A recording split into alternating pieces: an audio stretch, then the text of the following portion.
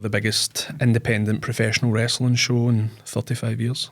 Oddly, like, people don't really know the rich history of like professional wrestling in Scotland, you know, and it was beloved so much. Like, people loved going to wrestling events, and you know, to have ICW, you know, come out of the ashes of what was kind of left after the kind of the 80s and 90s, where it all kind of like died down and all these wee indie promotions went away, to have ICW come out of that and be what it is like now. And the fact that he's got to the point where he's were getting shown on, you know, international, you know, network is massive, like, yeah.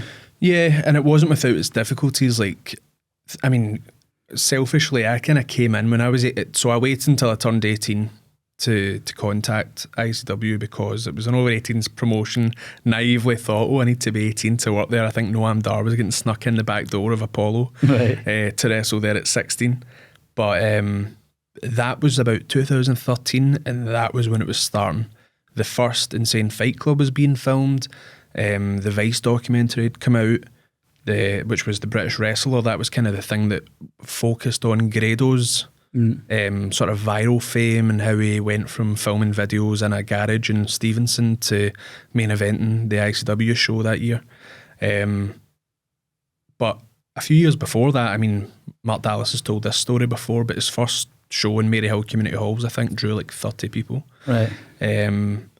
And that's pretty humbling. And a lot of people would quit at that point. So kudos to Mark for continuing, because it was only through him speaking to, you know, like Jack Jester at the time wanted to try a new character that was a bit more risque and over 18s and, you know, adult focused. And he came on board. And so slowly but surely there started to be that attention there. They moved from the smaller room in the Maryhill Community Halls to the main one, moved eventually to the, I think, it was Apollo, which is now Walkabout, maybe it was downstairs. Oh yeah, of course, aye.